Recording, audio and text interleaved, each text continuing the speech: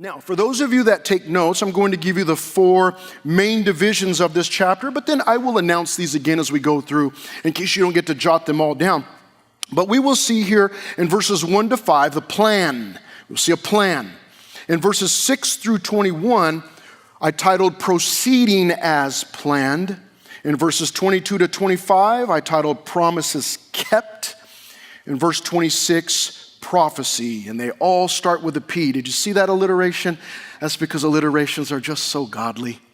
And so we're going to work our way through each of these sections and cover the entire chapter, but let me give you some background so that you understand why we are in Joshua chapter 6 and what it is that's happening. Now, way back in the book of Genesis, a long time before Joshua chapter 6, there was a young man named Joseph who went to Egypt, and it's quite extraordinary how he ended up there, but he was directed by God there. And the book closes on Joseph and his family there.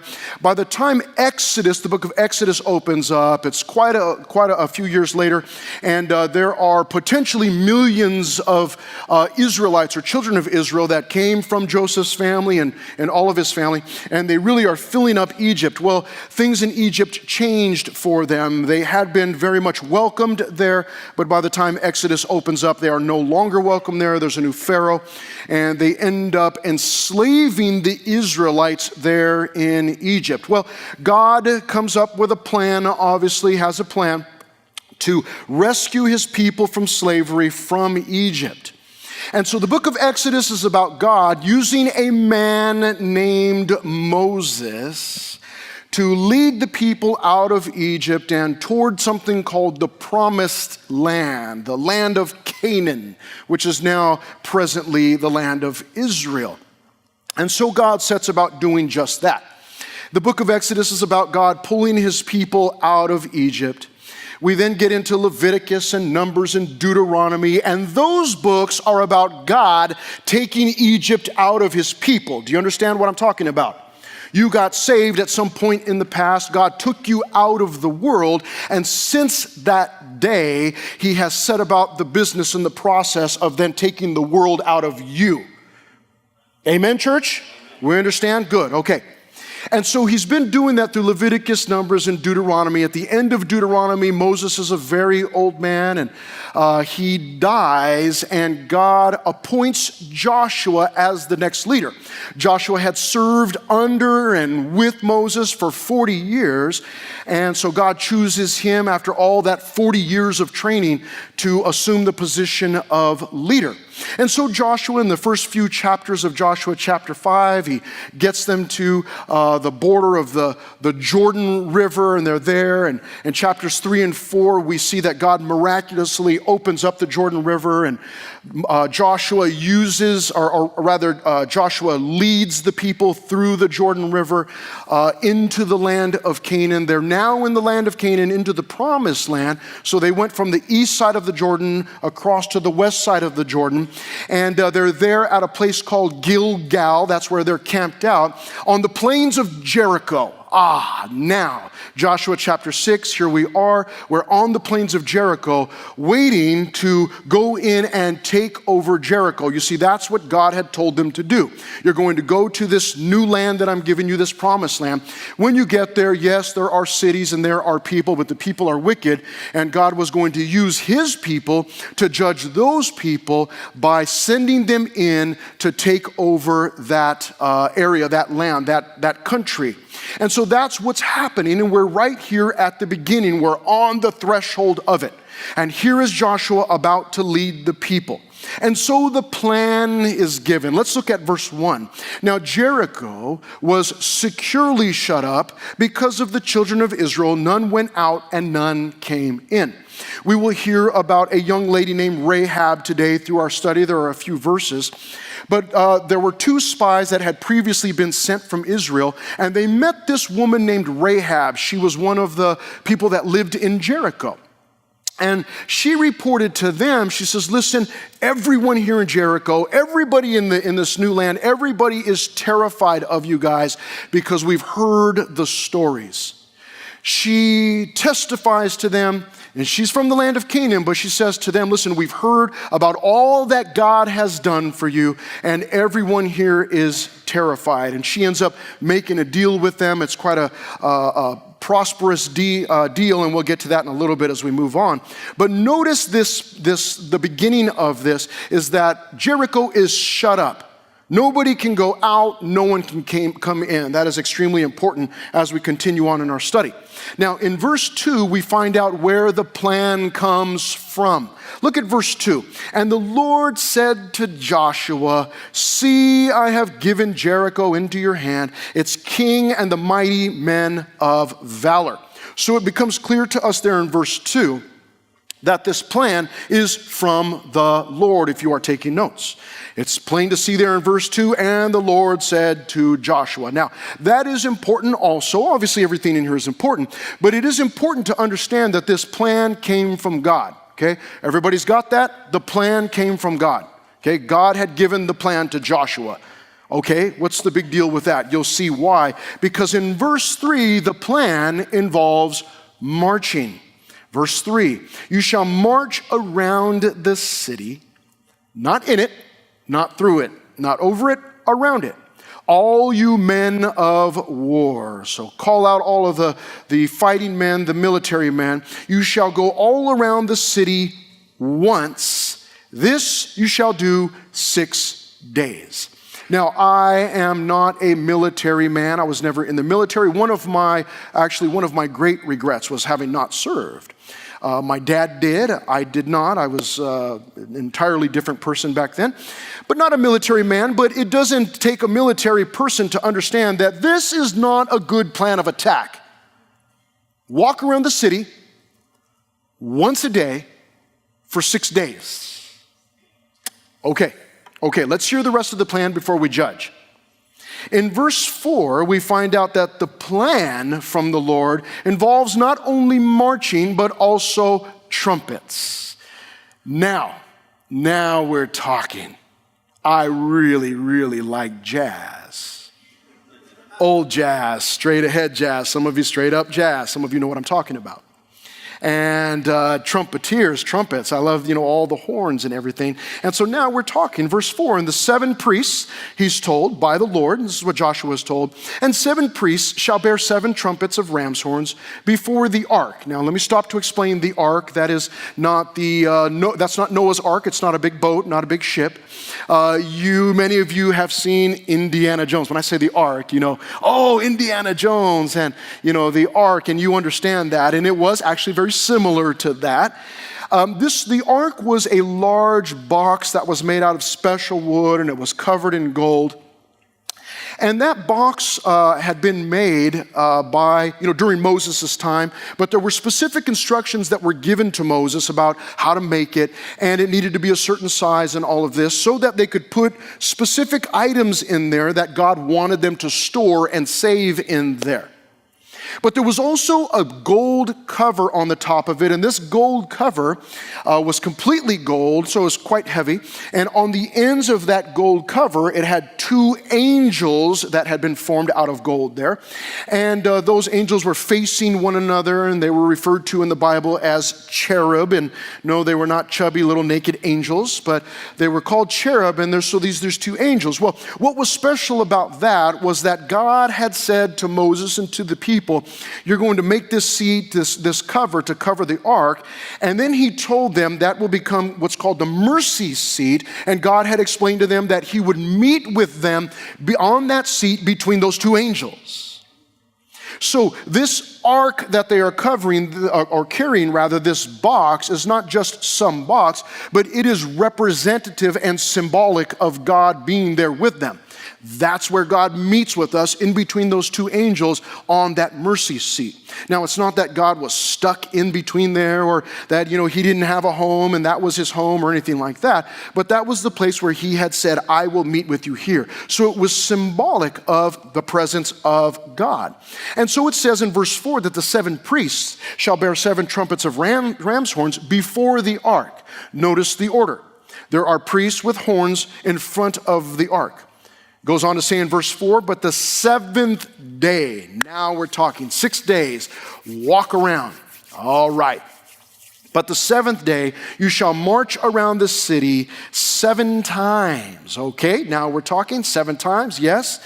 And the priests shall blow the trumpets. Okay, got it. That's part 2 of the plan. Sound exciting? Walk around, priests blow trumpets, big parade. Okay, when is the fight? When do we attack the wall? Verse 5, we find out that there's a third element to this plan, and it involves shouting. So we have marching and trumpets and shouting. Wow, this is sounding great. Verse 5, it shall come to pass when they make a long blast with the ram's horn, and when you hear the sound of the trumpet, that all the people shall shout with a great shout. Then the wall of the city will fall down flat, and the people shall go up, every man straight before him. Okay, we got it.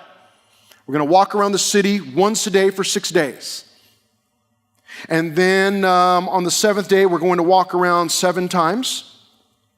And then the priests will blow their ram's horns, their trumpets, and then all of us will shout, and the wall will fall down. Does that sound like a military conquest to you, like a good, solid military plan and campaign against attacking a city? The city is shut up. No one can go out, no one can go in. It's impenetrable. This doesn't sound like a very good plan to me. At least not if I am a military person or a military general wanting a plan of attack on this city that we need to destroy, that God told us to destroy. So we move on to find out more into our second main division, which is proceeding as planned. And in verses 6 through 14, I titled 6 days. So here are the first 6 days. Here's the description. Verse 6, then Joshua the son of Nun called the priests and said to them, take up the ark of the covenant. There it is. It's the ark, or the ark of the covenant. Sometimes it's called the ark of the testimony. But he says to them, take up the ark of the covenant and let 7 priests bear 7 trumpets of ram's horns before the ark of the Lord. Same thing, ark of the covenant, ark of the testimony, the ark of the Lord, all synonymous. And he said to the people in verse 7, proceed and march around the city, and let him who is armed advance before the ark of the Lord. Okay, now we're talking. Those people that are armed are to walk up front. Got it. So we've got soldiers with some kind of weapons. We've got priests with ram's horns. We've got the ark of the covenant. Let's go on to find out what else. Verse 8. So it was when Joshua had spoken to the people that the 7 priests, bearing the 7 trumpets of ram's horns before the Lord, advanced and blew the trumpets, and the ark of the covenant of the Lord followed them. The armed men went before the priests who blew the trumpets, and the rear guard came after the ark while the priests continued blowing the trumpets. Okay, so we've got some soldiers and priests up front. We've got the Ark of the Covenant in this procession. We've got some more soldiers behind. We've got all of the people following behind. Got it. Here's the procession. Here's the parade. We've got the order. Now we're marching. This is the six days, though. And so it goes on to say in verse 9, the armed men went before the priests who blew the trumpets, and the rear guard came after the ark while the priests continued blowing the trumpets. Now Joshua had commanded the people, saying, you shall not shout or make any noise with your voice, nor shall a word proceed out of your mouth until the day I say to you, shout, then you shall shout. Now, this plan, while sounding like kind of a weird, weak plan, it was fine for most of us. We go, well, this is God, and, he does strange things. But this next part, I think, would probably prove to be quite stressful for some of us. Because part of the plan was to walk around the city and not make a noise. Do not talk. And some of you have a hard time not talking. You want to tell everybody everything. And with the invention of the interweb and social media, we just tell people all our business. Here's my kids. Here are my grandkids. Here's my meatloaf.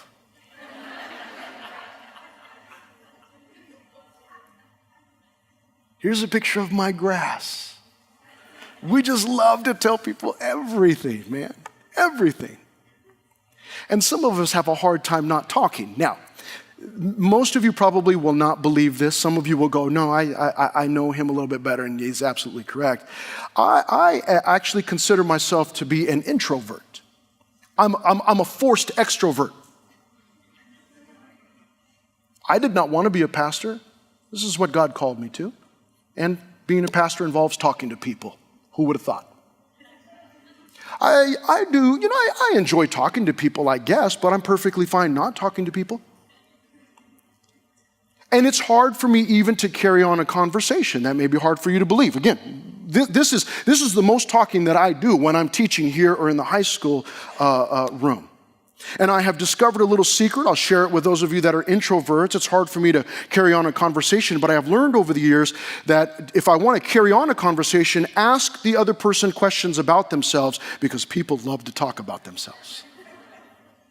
Now, that fails if I'm face to face with another introvert because they don't want to talk, and then it's like, okay, I guess the conversation's over. Walking around the city for me and not saying anything and just listening to jazz music, that sounds just fantastic.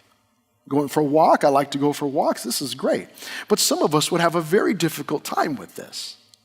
We'd be trying to snap selfies and pictures, and here's a picture of the wall, and here's a picture of the sand, and here's a picture of a scared person up at the top, and we would have a very difficult time not making any noise. But this is part of the plan. Don't say anything, he tells them in verse 10. Don't shout, don't make any noise with your voice, nor shall a word proceed out of your mouth. Can you feel the tension rising already? So in verse 11, he had the ark of the Lord circle the city, going around it once. Then they came into the camp and lodged in the camp. That's it. 6 days, once a day, go around and come back. You blow the trumpets, but come back. And Joshua rose early in the morning, and the priests took up the ark of the Lord. Then 7 priests bearing 7 trumpets of ram's horns before the ark of the Lord went on continually and blew with the trumpets, and the armed men went before them, but the rear guard came after the ark of the Lord while the priests continued blowing the trumpets. And the second day they marched around the city once and returned to the camp. So they did 6 days. That's it. Now again, if you are devising a plan of attack, it seems that it would be best to sneak up on the city, catch them off guard, catch them by surprise, attack before they're ready. But God doesn't need to sneak up. He says, no, I want you to walk around the city. They'll see you. They'll know that you're there. And if they don't see you, you'll blow the trumpets and they'll know that you're there. So now not only are they walking around the city, they can't say anything, but there's horns blowing. And this is not a really good plan of attack, but now they're announcing their presence. We're here to destroy you. We do not know how that's going to happen, but we're here. And you can feel the tension rising as each day they walk around. The people are quiet. Sound of the horns blowing must have been absolutely disheartening and haunting to the people inside of Jericho. What do these horns mean? Why aren't they doing anything? All they're doing is walking. And then finally on the 7th day, it's 7 times around. And you must imagine the people of Jericho looking down and saying, here they are again, it's the 7th day, it's been a week, and here they go, wait a minute. They're going around again. Wait a minute, they're going around again. And time after time, 7 times, and they're blowing these trumpets. Terrifying, I think. And so the tension building inside of the city. Tension, I would imagine, building outside of the city among the children of Israel as they march and get closer and closer to that time when God's going to do something, and the people that couldn't talk, not allowed to talk, all of the tension is building. And so in verses 15 through 20, still in that same section, which is proceeding as planned, we saw the 6 days, but now we see the 7th day in verses 15 through 20, if you're taking notes, the 7th day. But it came to pass on the 7th day. that they rose early, about the dawning of the day, and marched around the city 7 times in the same manner. On that day only, they marched around the city 7 times. And the 7th time it happened, when the priests blew the trumpets, that Joshua said to the people, "Shout, for the Lord has given you the city." And he goes on, "Now the city shall be doomed by the Lord to destruction, it and all who are in it. Only Rahab the harlot shall live, she and all who are with her in the house, because she hid the messengers that we sent. And you by all means abstain from the accursed things, lest you become accursed when you take of the accursed things, and make the camp of Israel a curse and trouble it. But all the silver and gold and vessels of bronze and iron are consecrated to the Lord. They shall come into the treasury of the Lord." So Joshua gives some clear instructions. But the clear instructions begin with that trumpet blast, and then the instructions, "Shout, for the Lord has given you the city." Now, it is important that you and I notice why they are shouting. They are shouting, he gives them the reason, because the Lord has given you the city. We'll get back to that in a few moments. You will notice that they are not allowed to take any of the accursed things. That means any of the idols, any of the gold objects, silver objects, bronze objects that the Canaanites were so involved in worshiping. Do not take any of those things. The city is going to be destroyed. Anything of worth needed to be taken for the treasury of the Lord. Why? Because the first fruits always go to God. The first always goes to God. That's why so many of you faithfully giving your tithes and offerings at the beginning, that first paycheck, man, you're like, all right, cut a check for the Lord, or give online, and it's his. It's gone. It's no longer mine. It's his. It's where it was established here in the Old Testament. And so they're told here, don't take anything. And then finally in verse 20, so the people shouted when the priests blew the trumpets. And it happened when the people heard the sound of the trumpet, and the people shouted with a great shout, that the wall fell down flat. Then the people went up into the city, every man straight before him, and they took the city. Now, this reminds me of a video that I have saved on YouTube. And every once in a while I watch it, and then I will send it to my family again. And this video is a video of I call it a funeral procession, but it actually is a memorial procession, because a gentleman has died and all of his friends gathered together the way that they do in Nolens, New Orleans. And they all got together and they marched through the neighborhood with their horns and instruments and all of their craziness, and they were playing "When the Saints Go Marching in honor of their friend who had died. And I tell my family, listen, when I die, you got to do this for me. I love jazz. Did I mention that already? And so all of you, you're invited. And I know some of you, you play instruments, you bring those instruments. And you march, and, if they carry my casket or don't, who cares? I'm gone. What will I care? But what a wonderful thought that these people are marching all around the city, and man, there's, they're blowing the trumpets, and then finally the release of tension when they blast with those trumpets finally on the 7th time, and then Joshua yells out to everybody, "Now's the time, you got to shout." Imagine all of those people who have been dying to say something, man, and all of a sudden they just burst forth, and everyone begins to shout. And to their amazement, it says in verse 20, the people shouted with a great shout, and then the wall fell down flat. Wow. It reminds me of Matthew chapter 10, when Jesus was speaking to his disciples, and he said, "Whatever I tell you in the dark, speak in the light. And what you hear in the ear, preach on the housetops." God had given private instructions to Joshua. And those private instructions just became a public victory. That's what we're to do.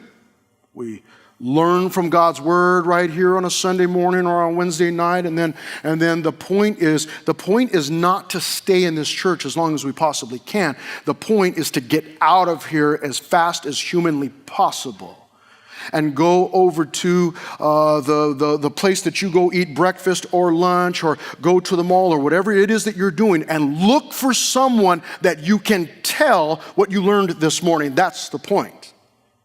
This is not for us to save and bury in some treasure chest somewhere. It is to be proclaimed from the rooftops. In verse 21, it says, and they utterly destroyed all that was in the city, both man and woman, young and old, ox and sheep and donkey, with the edge of the sword. Now, this is, let me mention this real quickly. This is a point of contention for many critics of the Bible. They say, look, why did God kill all of these people in the Old Testament? And that is a question that you need to go and investigate on your own. But let me briefly tell you, these people that are being destroyed from the city of Jericho and all of the cities throughout the land of Canaan, let me tell you how bad it got. Their worship involved sacrifice, burning to death their own children. We're not talking about the Bradys here.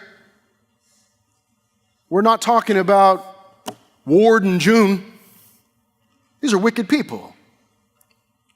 These people that are being destroyed were having sex for their worship with everything that moved, and even sometimes with things that didn't move. You do not believe me? It's very simple. You can Google it yourself. Go find out what was worship like in the land of Canaan. Find out for yourself. These were not wholesome, good people. These were people that had violently turned their back on the Lord, and God was judging them. But here we find out that the city is utterly destroyed. Now, we move on into verse 22, where we see that some promises are kept. And verse 22 says, but Joshua had said to the two men who had spied out the country, I'll explain, go into the harlot's house. What did we just hear on a Sunday morning? Go into the harlot's house, and from there, bring out the woman and all that she has, as you swore to her. Now, family, let me ask you a question for a moment here. If you and I found out that God was on his way to destroy Paris, France. Some of you are not quite sure what the other ones are laughing about. Don't even go look it up. If God were on his way to destroy Paris, France, there are a great many of us who would say, good riddance. Who would literally say, to hell with you all. But let me ask you a question. If God was if he was on his way to destroy Paris, and he said, I am going to save one person, one family in Paris, who do you suppose he would save? Maybe some well-known pastor? Maybe some dear old saint? Some religious icon? Some political leader?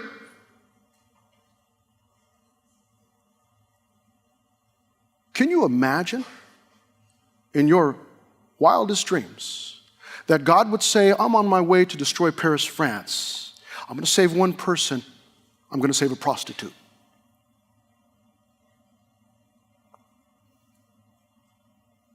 You know, when I was 20 years old, I was an absolute dirtbag.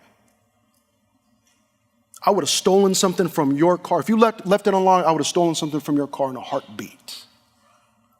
Places that I worked at, I took money right out of the register. Stole products that I was supposed to be giving out.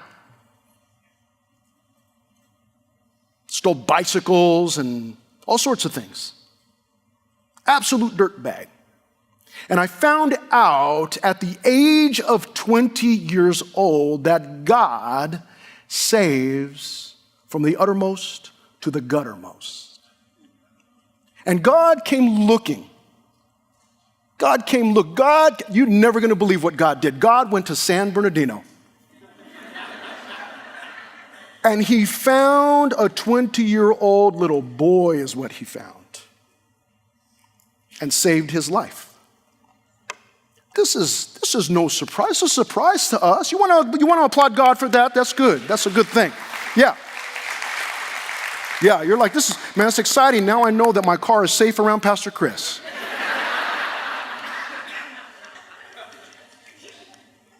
It's a surprise for us. It's no surprise for God. He did the same thing. The book of John. Jesus had to go through Samaria. No, he did not. But he did. There was a woman there. A loose woman. And he needed to go save her. And that's exactly what he did. Now, it says in verse 23, and the young men who had been spies went in and brought out Rahab, her father, her mother, her brothers, and all that she had. So they brought out all her relatives and left them outside the camp of Israel.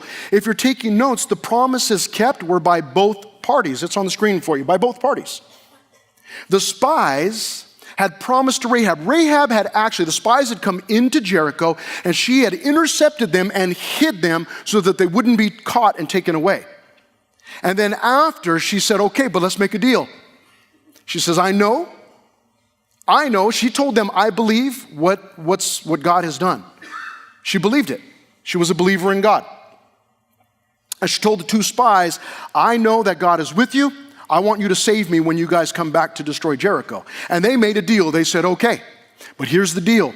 If you and whoever it is that you want saved are not in this house, in your apartment with you, we make no guarantees. They will not be saved. Whoever it is that you want saved has to be in your house. And they both kept their promises. Joshua said, hey, go look for Rahab and her family. The two spies went. They found Rahab in her home with her family, just as she has said. And it says in verse 24, but they burned the city and all that was in it with fire. Only the silver and gold and the vessels of bronze and iron they put into the treasury of the house of the Lord, all except one. We'll find out what that was all about later. And Joshua spared Rahab the harlot, her father's household, and all that she had. So she dwells in Israel to this day, because she hid the messengers whom Joshua sent to spy out Jericho. Now look at verse 26. There's this prophecy that Joshua announces. Verse 26. Then Joshua charged them at that time, saying, cursed be the man before the Lord who rises up and builds this city Jericho. He shall lay its foundation with his firstborn, and with his youngest he shall set up its gates. And he pronounces this prophecy. How strange, right?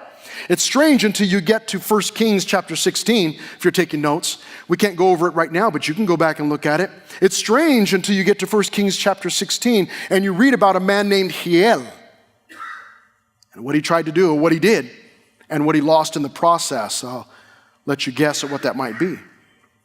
And in verse 27, it says, so the Lord was with Joshua, and his fame spread throughout all the country. You bet it did, because the Lord was with him. Now, I would submit to you that this Battle of Jericho, as it's so often, so commonly called, the Battle of Jericho. Joshua fought the Battle of Jericho. Our little kids learned those songs. Joshua fought the Battle of Jericho. And the walls came tumbling down. I would submit to you that this is not the Battle of Jericho. The Battle of Jericho, where was that? What battle was there? Some people yelled at the wall and it fell down? That's no battle. So why do we call it the Battle of Jericho? It doesn't say that it was a battle. That's just what we call it. This was no battle for Jericho. This was something much more important. This was a battle for belief. God gave them step-by-step instructions. The question was never whether Jericho was going to survive the day or not. The question all along was, were they going to believe God when he said, I'm going to destroy the city in this fashion? That's the question. What were they going to believe? And you and I, in a room this size, and there are not thousands in here, but there's enough in here, some of you have recently been diagnosed with cancer. Some of you have recently been diagnosed with some other disease, some other sickness.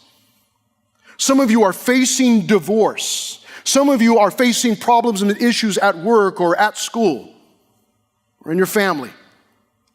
Parent problems, kid problems, monumental issues, walled cities where no one can get in, no one can get out, impenetrable. Let me ask you something. Is cancer too big for God? It feels like it, but it isn't. Are people problems too big for God? No. Was Jericho too big for God? Jericho was never even the issue. Never even the issue.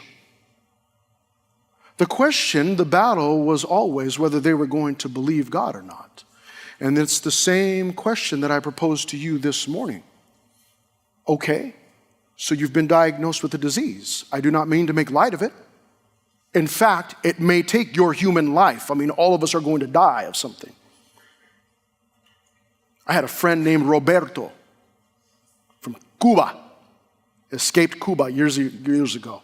And at the previous church that I was at, I was in the hallway on a Sunday night greeting people. This man, elderly man, comes in. I said, Roberto, ¿cómo estás? Don't get all excited. That's all the Spanish I know. Some of you are like, oh, no, you know Spanish. Oh, finally, you know. I said, Roberto, ¿cómo estás? Bien, gracias. Gracias a Dios. Thanks to God. I said, how you doing? He said, doing okay. The doctors, he just strutted in. The man said, the doctors told me I have cancer. I don't have long to live. My jaw dropped. I said, what? He said to me, God's got to take me somehow. And then he just walked away into the sanctuary to go worship, left me standing there with drool just hanging out of my mouth. All of us have to die from something, unless the Lord raptures us first. But are these things too big? No, they're not too big. And they're going to come. Maybe you haven't had any big problems, you haven't been diagnosed with anything. Listen, let me bless your heart this morning. They're coming. That's what this world has to offer. Sickness, death, pain. Are there a lot of beautiful things? Absolutely there are. Things are coming your way if they're not here already. And the question is not, is this issue, this problem too big for God? That's not even an issue. The issue is, are you going to believe God as he leads you through the valley of the shadow of death? He didn't say we're going into the valley of the shadow of death and we're going to set up camp and stay there. He did not say that. He said we're going to be led through the valley of the shadow of death. Jericho, that was a dot on the map. The question was, were the people going to believe God? Were they going to admit, we've walked around this city 13 times in a week. There's no way for us to get in. We've got no catapults. We've got no ladders. We've got no ammunition. We've got nothing that is going to help us take down these walls. 13 times they had to walk around that city so that they could be convinced there ain't no way for you to do it, Buster. You can't do it. God's going to have to do something. And God gave them the privilege of yelling at the wall. And did you notice, let me point it out to you again. Did you notice what Joshua told them in verse 16? Shout, not at the wall, not at the people, but just shout, for the Lord has given you the city. It's already yours. So they had to shout. The walls are still standing. Shout because the Lord has given you the city. But the city's still standing. You got to shout. Shout, and then the walls come tumbling down. Now, why was this so successful? Let me share a few things with you that are not on the screen, so you got to pay attention. Wake up. We got to finish this thing up real quick here. There are 4 things that I see that gave to their success. Number 1, their plan was a God-given plan. Remember I told you the Lord spoke to Joshua. It was a God-given plan. You come up with your own plan, you're going to fail miserably or succeed even more miserably. Because if you succeed, you'll stop trusting the Lord altogether. Stop. Take some time, seek the Lord. God, what do you want to do? What's the plan, God? It was a God-given plan. Secondly, the plan was received by faith without doubting. There's no record of Joshua ever saying, well, I don't know if that's going to happen. Joshua's a military man. God. He said, okay, got it. That's what you want me to do? Done. We have to receive that message from God, that plan from God, receive it without doubting, by faith without doubting. Thirdly, it was carried out without doubting. The people just did it. They just walked around the city 13 times, never saying anything until the very end. And then they yelled because the Lord had given them the city. And did you notice, here's the 4th thing. Their plan had God at the center of it. Think back. Military, priests, ark, more priests, rear guard. What was in the center? God. God was always at the center of it. If you are devising a plan and God is not at the center of it, it's the wrong plan. Ditch it as fast as you can. And then seek God for his plan. But how did the walls fall? Let me show you something from Hebrews chapter 11, the hall of faith. Look at this in Hebrews chapter 11, verses 30 through 31. It says, by faith, the walls of Jericho fell down after they were encircled for 7 days. And then it even has our lady of the hour, Rahab. By faith, the harlot, Rahab, did not perish with those who did not believe when she had received the spies with peace. By faith. The walls fell by faith. But faith in what? Faith in essential oils? That's okay if you want to use those. I don't have a problem with that. So they smell good. Faith in what? You're going to Google and search and find videos on YouTube and Instagram and TikTok and find out all the different cures and ways that you can defeat this thing in your life? Is that what you're going to place your faith in? Faith in what? Let me call your attention as we close to verse 2. And the Lord said to Joshua, see, I have given. It's past tense, church. Jericho was never an issue. Jericho was doomed. Jericho was done. They had 1 week. That's it. I have given. Faith in what? It was faith in what God had already promised, what God had already declared, what God had already done, and in God's mind and in his heart, it was complete. It was a done deal. You see, it's the same thing that many of you, we all got saved. I got saved 30 years ago. You got saved whenever it was that you got saved, but what you did to get saved was you placed your faith in something that God had done, past tense. Some 2,000 years ago, Jesus was born into this world. And the biblical account says that he lived a sinless life. That he then died on a Roman cross at the hands of the Romans and the Jews and anybody else that was within earshot. His mom saw him and testified that he was dead. The disciples knew that he was dead. The women knew that he was dead. Pilate knew that he was dead. The Roman guards knew that he was dead. Everybody knew that he was dead. He died. He didn't swoon. He didn't fall asleep for a little while. He was dead. Then the Bible says that 3 days later, he rose from the grave, literally got up, walked out of the tomb. appeared to different people for several days, and then ascended to the right hand of the Father and finished what he had been sent to do. We believe that. We placed our faith in that, and we got saved at some point in the past. But now you and I are faced with some Jericho, something that stands in the way of progress. And now we find ourselves doubting. Why? You think back. From the day that you got saved until this day, has God ever not been faithful?